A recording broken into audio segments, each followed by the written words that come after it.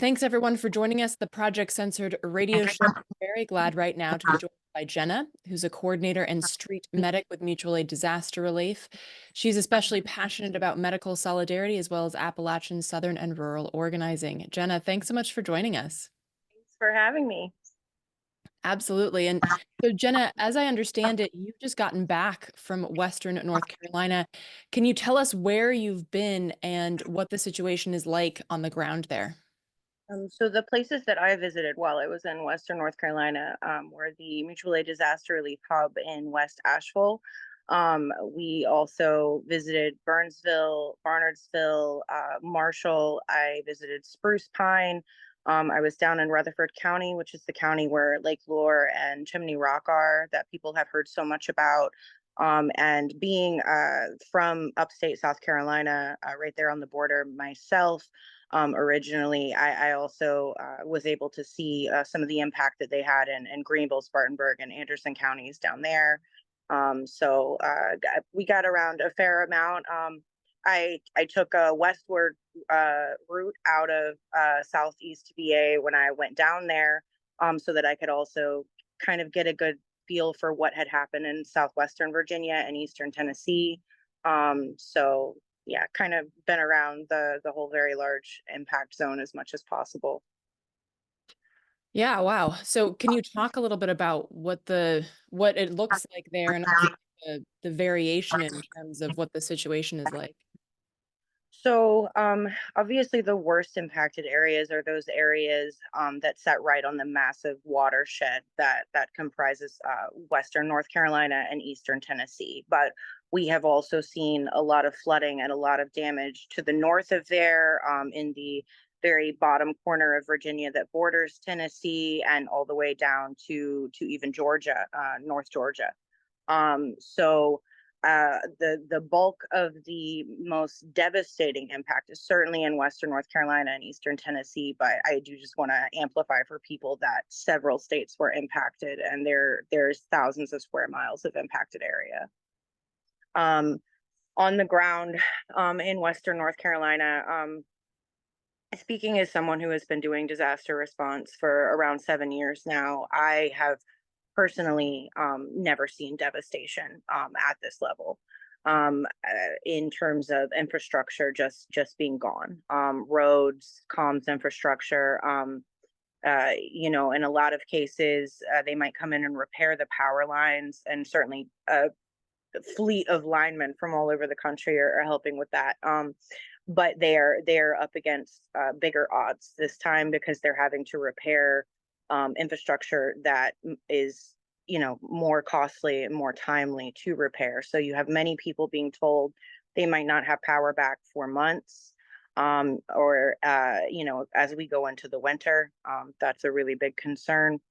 You still have areas that are shut off behind messed up roads and mudslides, where people are still more or less trapped in their homes and in their communities.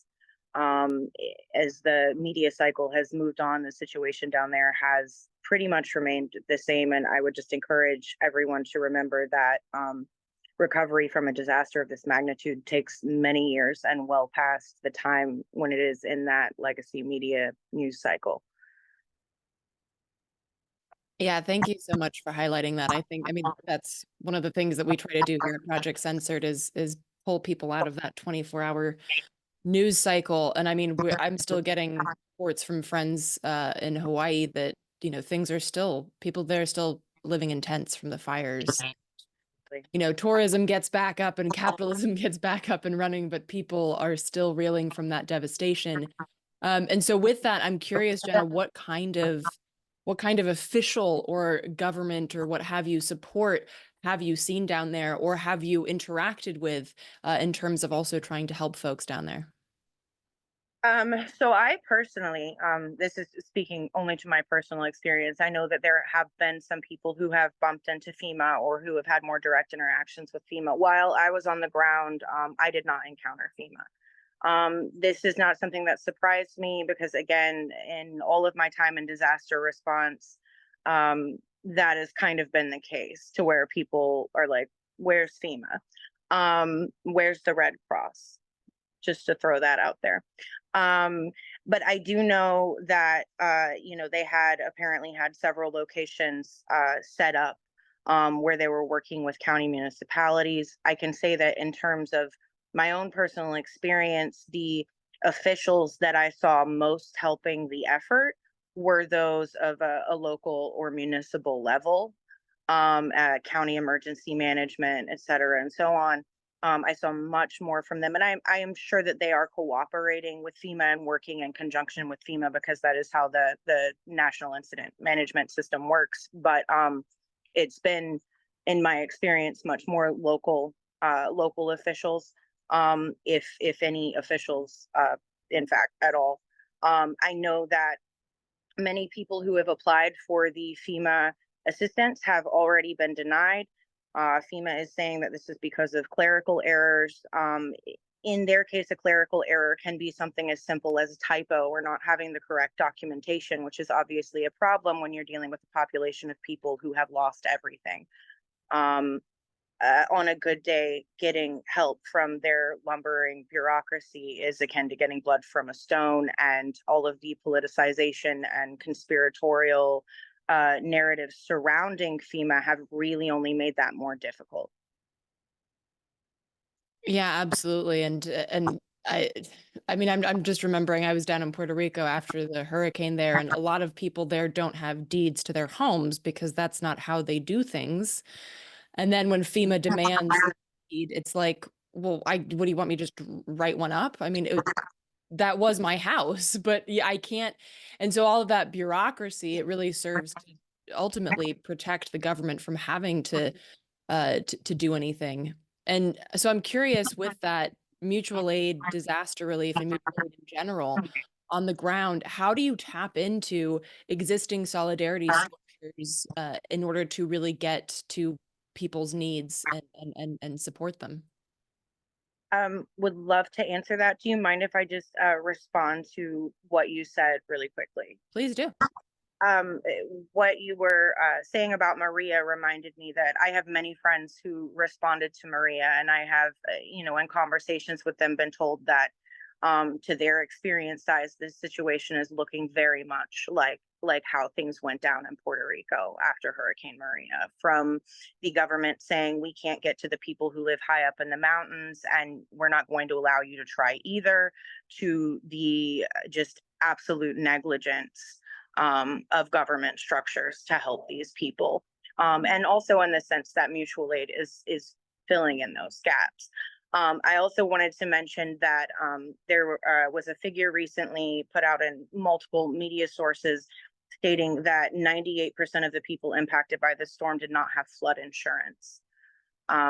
So they are, that's a really bad situation. Now, what mutual aid disaster relief does in a situation like this very much depends on the capacity of the people who are participating in the mobilization, who we know, what friends, allies, and co-conspirators we have in certain areas.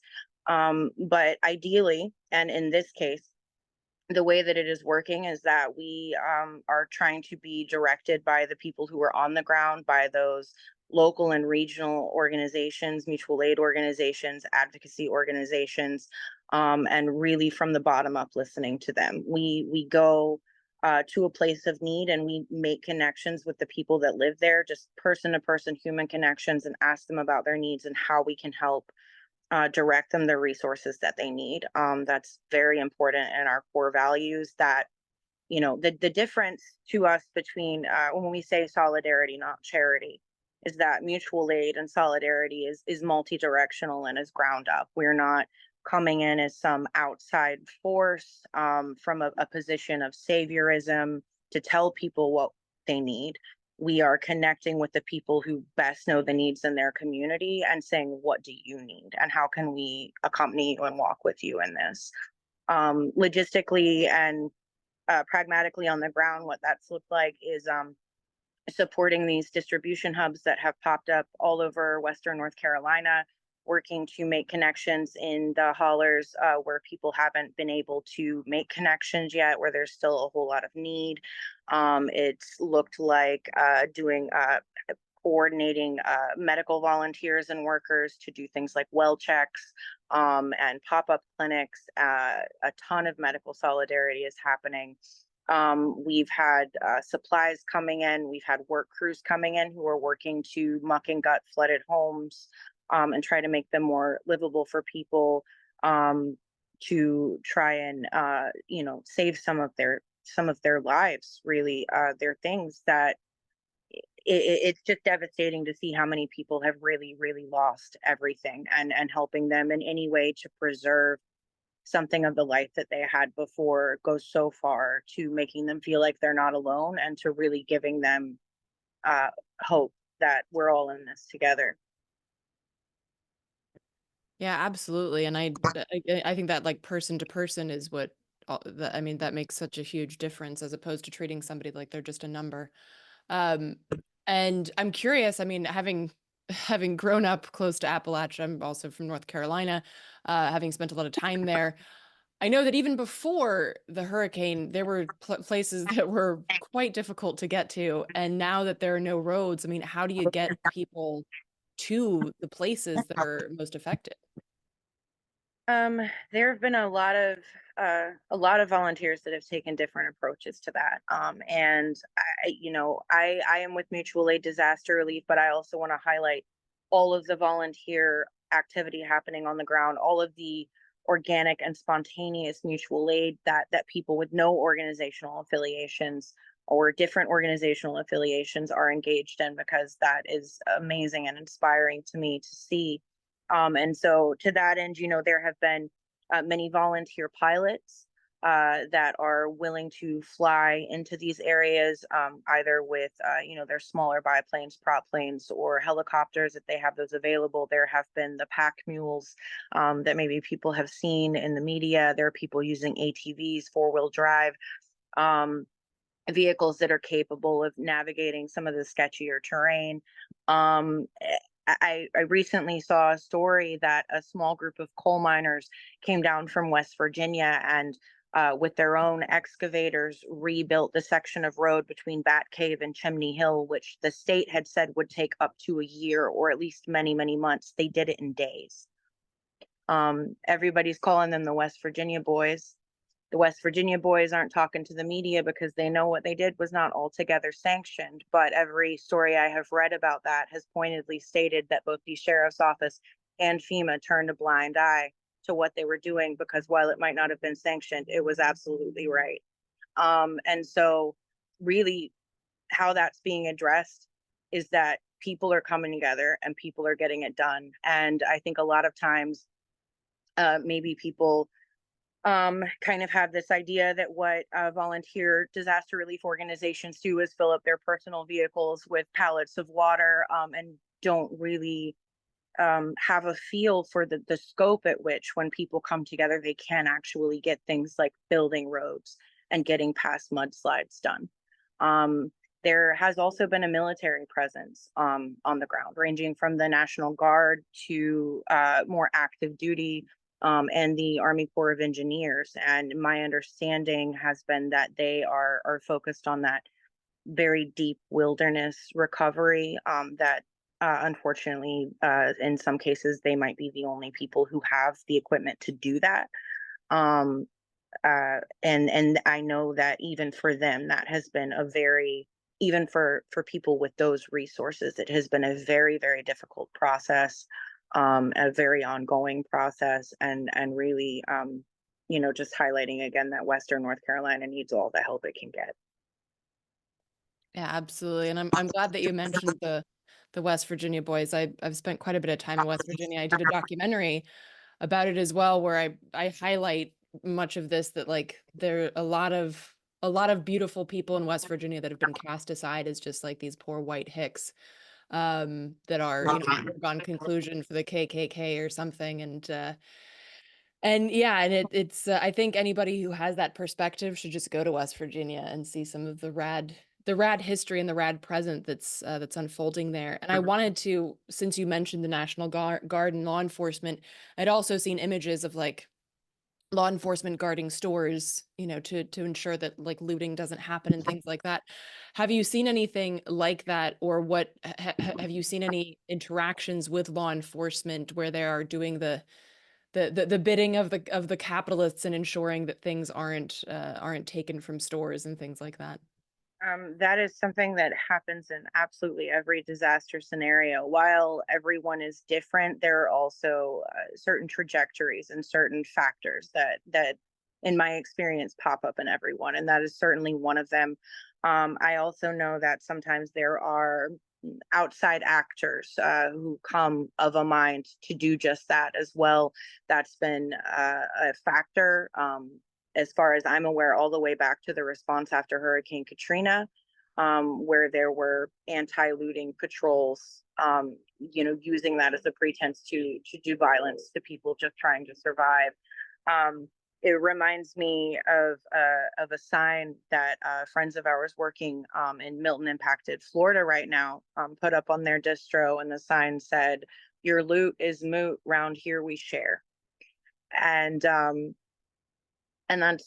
I thought that was beautiful, and I thought that very much also encompassed the spirit that I'm seeing in Appalachia. While there are those actors who are always going to want to protect those capitalist interests, I do think that the vast majority of people understand the urgency of the situation and that people have to survive in whatever way they can. And I'm also so grateful that you highlighted West Virginia in that way, uh, because and how many of these places were experiencing the disaster of capitalism, of poverty, of resource extraction, well before Helene came. And anyone who has any interaction with the region knows that. The history of Appalachia is a history of human sacrifice to the mines and the looms and to capital and to the extractive forces that ultimately animated the Industrial Revolution and continue to animate our energy consumption to this day. And I think that's very important context for your listeners to have if they're not familiar with the region. And it is also a very politically, ethnically, culturally, religiously diverse area that is not the stereotype that many people hold in their minds. And I think that this response has been a beautiful expression of that. Yeah, absolutely. And just for shameless self-promotion here, if folks are interested in seeing my documentary about West Virginia, you can check out hardroadofhope.com, and it's basically about West Virginia's radical history and how that is present today in the people in Appalachia and West Virginia specifically, and the work that they're doing to combat both coal and fracking. And I wanted to, is because you work as a street medic as well, I wanted to also ask you about what that looks like right there. Like what kind of medical support is in need right now, and what kind of abilities do y'all have working down there? Are you working with clinics? I mean, there aren't that many rural clinics to begin with, so what does that look like on the ground? So, just to give a little bit of background on the street medic community emerged with the civil rights movement as medical providers at various levels and scopes of skill, who retooled their skills to serve the movements and to serve the people and to focus in that context. So when we say street medic, a street medic can mean anything from a person who went through a 20 to 40-hour training to be able to provide first aid, and get someone to higher care, to a physician who has learned to operate in a street context and wants to use their skills to that end. In this response, we have been so lucky with the street medic community showing up for the people impacted by Helene and having an array of people of different skill sets, ranging from those people who can provide first aid to physicians on the ground who are willing to help people get emergency prescriptions, and be able to provide them with a more advanced level of medical care. And all of these people, nurses, nurse practitioners, paramedics, EMTs, um, uh, they have been coming together to do things like throw up pop-up clinics in rural areas without very much access to medical care to help transport people to a hospital if that is what they need, um, to be able to help them get those emergency prescriptions, to also offer emotional and mental health first aid. So many mental health practitioners have also shown up to offer grief counseling, to offer talk therapy, to host circles of collective grief. Body workers have shown up offering free massage, free acupuncture. Herbalists have brought herbal medicine, and to us that all encompasses the street medic community, with everybody acting within their scope and skill set responsibly, and our capacity is as wide as that wide array of people provides. I know that I want to shout out Appalachian Medical Solidarity out of Asheville in Western North Carolina. They are amazing. They are always amazing, and they have been amazing in this. Many of them have worked closely with Matter for very many years on many of our responses. I also want to shout out beloved Asheville, who has been doing so much work, especially with unsheltered communities, and then now transitioning into really, really heavy lifting on disaster relief. The Asheville Survival Program and Be Well Asheville have all been amazing. And medical workers are coming out of those spheres as well, and all getting coordinated on the ground. Um, there's just a lot that's been happening medically, from the pop-up clinics to having more like door-to-door well checks for people in the places that are still very cut off and remote. And I've been so inspired to watch how many people in the medical fields have responded to this, taken time off work and money out of their own pocket to come and help these people. Yeah, absolutely. And I think one something that you mentioned earlier, that this is about mutualism. It's multi-directional. I think a lot of the people that I've personally met through mutual aid are people that have been on the receiving end of it at some point. And so it is not this, people aren't walking in with this charity mindset. They're walking in with like, I needed help and there was a mutual aid set up to support what I need, and now I have the capacity and the ability to do that. So it's very cyclical and it's very multi-directional. And so with that, I'm curious, like, you had shouted out a couple of people for their great work. Is there like list of needs or things like that that you would tell folks that they could help out with? Are there places you think people should go to in terms of in terms of where to support or donate or things like that? So there are a lot of different options for that. If people would like to get plugged in on the ground, there are a few different avenues to that. I would really encourage people to follow Mutual Aid Disaster Relief on social media. We're on Instagram, we're on Facebook, and we're on Twitter. You can also email us at mutualaiddisasterrelief@gmail.com, and our website is mutualaiddisasterrelief.org. We have been trying to push a lot of attention to those more local groups. I would also, again, recommend following Be Loved Asheville, Be Well Asheville, Asheville Survival Program, and Appalachia Medical Solidarity. There has also been the newly created WNC Relief Switchboard. They also have a social media presence, and they're telling people how to onboard into their work crews.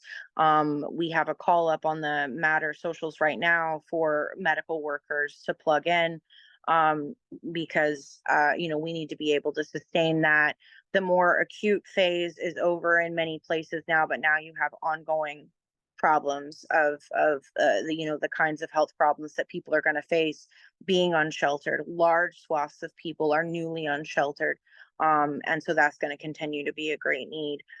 So if you follow any of those organizations and efforts on social media, all of them are posting very clear information, phone numbers, volunteer sign up sheets, where they meet, when to show up, and what kind of work they're doing. If anyone has the ability and the heart to do that, they're very welcome and very needed in Western North Carolina.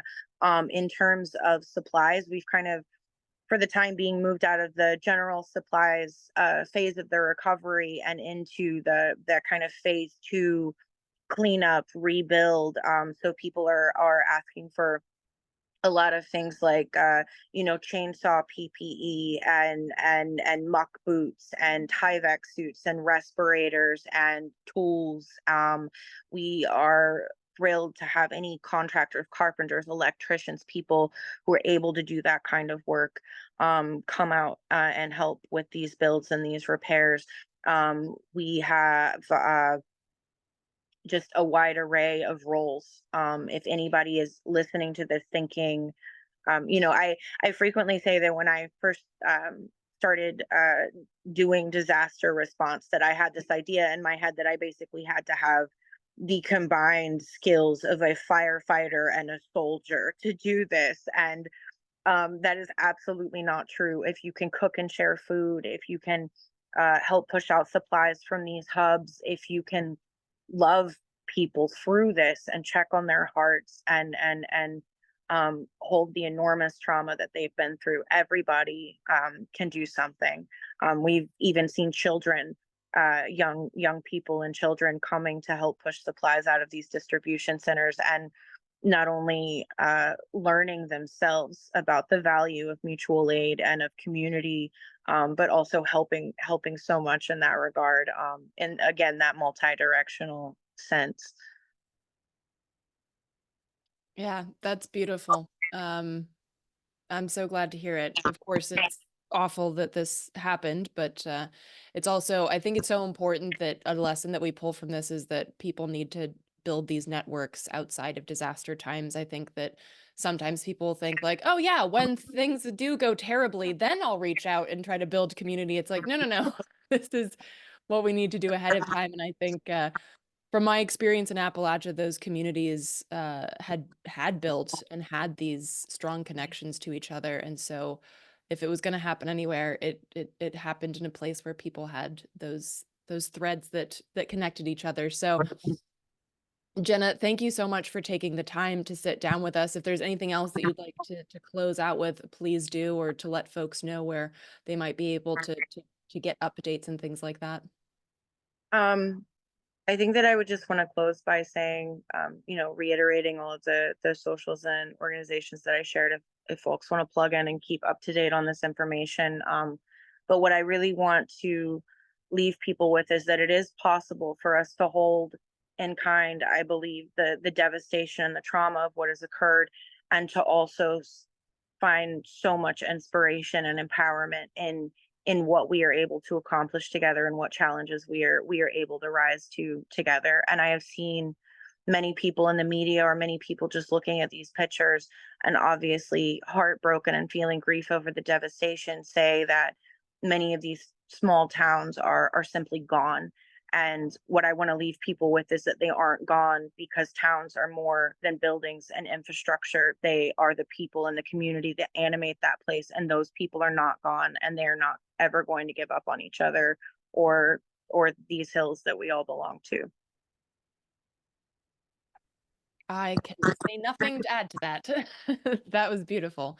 Thank you so much, Jenna. I really appreciate you taking the time. Thanks.